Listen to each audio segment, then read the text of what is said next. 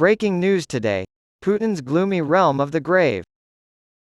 The special military operation, launched by Russian President Vladimir Putin against Ukraine, has been a never-ending source of death, terror, and destruction for the past 19 months. Putin has ruled the Kremlin for 24 years and during that time has turned Russia into a one-dimensional society defined by death both at home and abroad.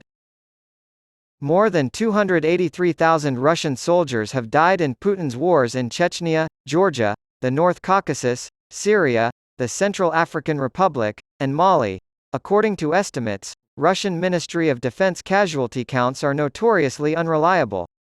Kyiv claims that since Putin launched his war against Ukraine on February, nearly 270,000 people have lost their lives. Nearly 10,000 Ukrainians have been killed, along with 18,000 injured, and 554 children. This number does not include the 90,000-plus civilians killed in other conflicts. According to the United Nations-backed investigation, the vast majority of the victims were tortured or killed as a direct result of Russian war crimes such as genocide and other atrocities. Putin's reign of terror and death is also being played out every day in Russia itself. He has recently decapitated Yevgeny Prigozhin and his Wagner Group associates over the skies of Greater Moscow after ordering the murders of critics and journalists, poisoning opposition leaders, and ruthlessly arranging the deaths of anyone perceived as a threat. Putin's regime was, is, and always will be a mafia state like Murder Inc., as we pointed out in an interview with The Sun. Russians, foreigners, and Ukrainians alike are all brutally murdered for no apparent reason. Putin sees people as expendable tools for achieving his goals, and he will not stop killing unless he is stopped. Proof positive is his 4-hour meeting with North Korean leader Kim Jong-un on Wednesday in a Siberian spaceport. Putin's message seemed to imply that outer space is the next logical step for his kingdom of death. No time for space travel just yet, but Kim Jong-un has happily promised Putin his unconditional support in the Russian leader's failing war against Ukraine. Putin is likely to employ North Korean weapons and munitions in response to an ongoing Ukrainian counteroffensive in the Donbass and in Zaporizhia, turning the conflict into a forever war. However, President Zelensky and his generals in Ukraine are not deterred. They sent Putin a message by destroying Russian naval dry docks in Sevastopol, Crimea, with missiles while he was meeting with Kim Jong-un. According to preliminary reports, both the landing ship, Minsk, and the submarine, Rostov-on-Don, were severely damaged, marking yet another layer of Ukraine's multi-domain operation. As both Zelensky and Putin have made clear, they consider the Crimean Peninsula the decisive terrain of the war. A battery of S-400 anti-aircraft missiles was destroyed by Kiev in eastern Crimea within the past month.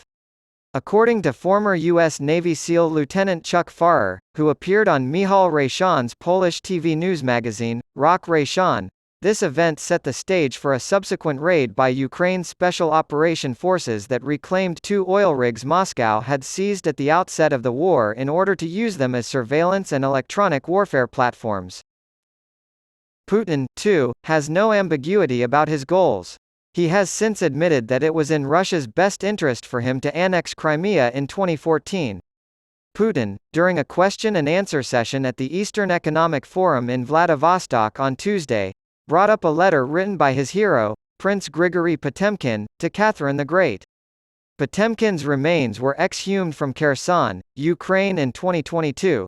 Putin, paraphrasing Potemkin, said, "Time will pass, and future generations will blame you for the fact that you could have annexed Crimea and did not do so, and you will be ashamed." In order to drive home his point, he said, "We are, first of all, guided by the interests of the Russian state. We are definitely not ashamed of this." But after 300,000 Russian graves, Putin has almost nothing to show for his would-be empire except for Potemkin's skeleton. It is expected that more will arrive, as Russia has allegedly sent troops from its newly formed and likely low-quality or understrength 25th Combined Arms Army to Luhansk Oblast. Putin and Russian moms will soon find out for themselves why the ancient Greeks considered the Black Sea to be the gateway to the underworld. Nor will they be on their own.